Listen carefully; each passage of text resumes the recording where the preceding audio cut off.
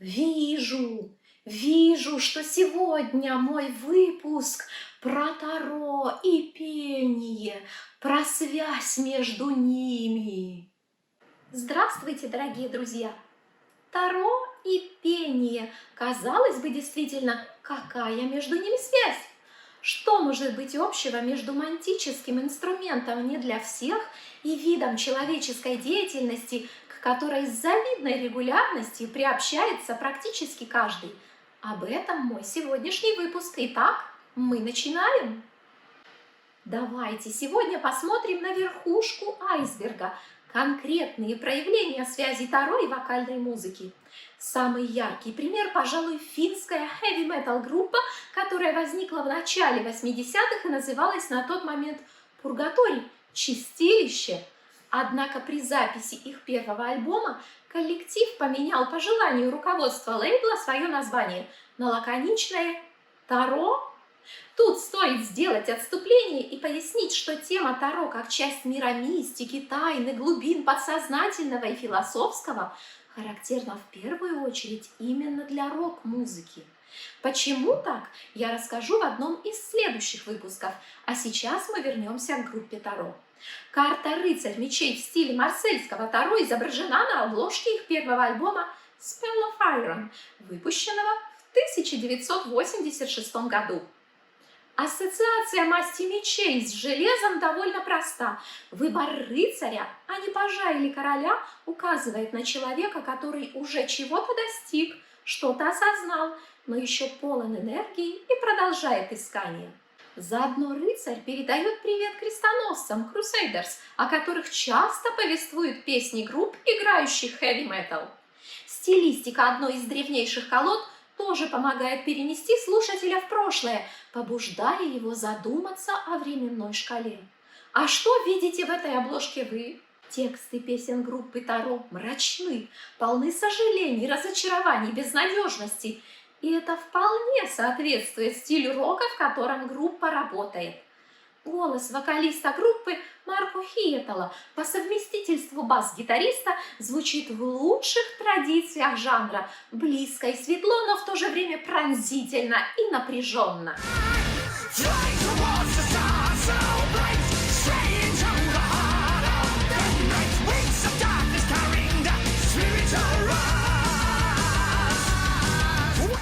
Что касается музыкального материала группы Таро в целом, то стоит отметить, что после прослушивания нескольких композиций становится понятно, почему коллектив так и не достиг по-настоящему звездного статуса. Все лучшие музыкальные мысли у них остаются недокрученными, неразработанными до нужной степени.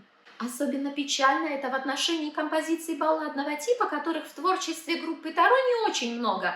Но, например, есть заключительная композиция из первого альбома Things That Crawl at Night. Она показывает, что группа может создавать красивые, щемящие мелодии, подавать их в интересной фактуре, быть очень тонкой и выразительной, даже в эстетике выбранного ей направления.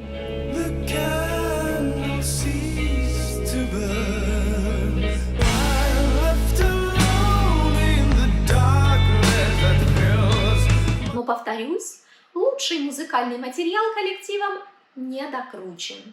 От песни к песне нарастает ощущение однообразия и некой прямолинейности изложения, что компенсируется, впрочем, весьма энергичной подачей, а также небольшой длительностью композиции, и это важно. В среднем композиция идет 3,5 минуты. Этого вполне достаточно для демонстрации единственной мысли или настроения. Итак, творчество группы Таро, на мой снобистский профессиональный взгляд, несколько однообразно и прямолинейно, но энергично и лаконично. Совсем не так дело обстоит с лучшей, по моему мнению, композицией, на которую когда-либо колода Таро вообще вдохновляла рок-музыкантов. Это композиция «Мистер Кроули» Оззи Осборна, тоже, кстати, в стиле хэви-метал. Композиция идет больше 6 минут, она очень красочна и разнообразна. Такое ощущение, что авторы Оззи Осборн, Рэдди Роадс и Боб Дейсли руководствовались моцартовским принципом: лучше сразу написать много, потому как потом прибавить не так-то легко. Песня появилась на свет в 80-м. На тот момент Оззи был увлечен личностью величайшего мага и оккультиста Алистера Кроули, много читал его и о нем, и, конечно, личность Кроули привела Оззи Осборна к знакомству с колодой Таро. Идея песни о маге возникла в студии. Взгляд Оззи упал на столик, на которой лежала колода, и Оззи оценила: Кроули достоин песни. Идею поддержали Рэнди и Боб. В итоге появилась грандиозная, роскошная композиция, в которой вокалист, обращаясь к магу, спрашивает: говорил ли он с мертвыми?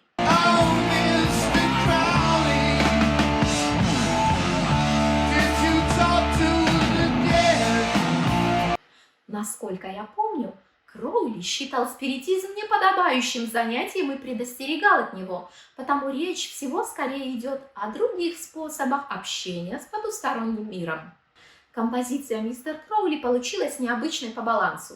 Традиционно вокальная партия как бы отделена от инструментальной фактуры и находится чуть впереди, более рельефно. Именно в вокальной партии проходит основная мелодия, которую и запоминает публика, а у голоса есть еще и дополнительное средство воздействия, повышающее ее значимость – текст с его содержанием и программностью. И аудитория запоминает из композиции в первую очередь именно партию голоса вместе с ее исполнителем. И это одна из причин, по которой фронтменами групп в подавляющем большинстве становятся именно вокалисты. Но в композиции «Мистер Кроули» баланс выстроен иначе. Вокальная партия довольно плотно впаяна в общую фактуру, нет ощущения ее выпячивания или превалирования. Наоборот, инструментальные соло необыкновенной красоты оттесняют вокальную партию на второй план. Таким выразительным соло открывается песня.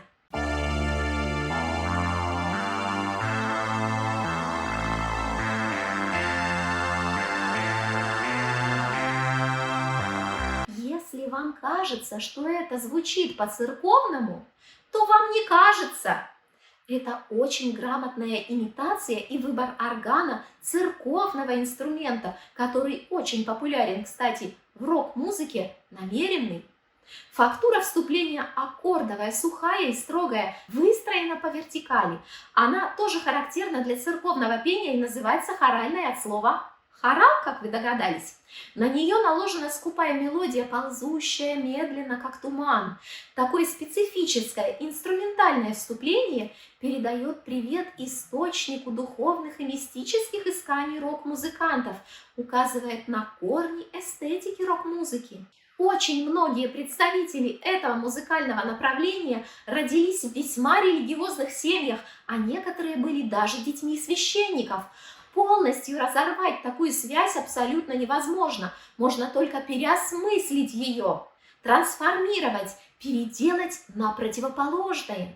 Таким образом возникает дуализм официальной религии и мира оккультизма. Но дуализм – это не только противоположности, но и их единство. Таро вдохновили авторов на очень яркую и грамотную композицию в этом случае и выявили степень их одаренности. Несколько слов стоит сказать о гитарной партии. До сих пор это одно из лучших гитарных соло за всю историю рок-музыки. Оно невероятно техничное и рельефное. В нем несколько раз меняются состояния. Слышны восклицательные и вопросительные интонации, подкрепляющие вопрос, который задает вокалист. «Мистер Кроули, ты говорил с мертвыми?»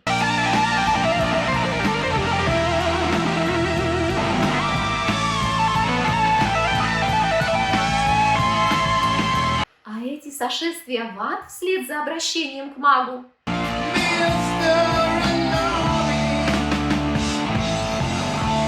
Ну и не могу не отметить, какой тут Оззи сладкий пирожочек, пухленький блондин без макияжа. Кстати, правильное имя мага произносится через О, Кроули, а Оззи поет через А, Краули.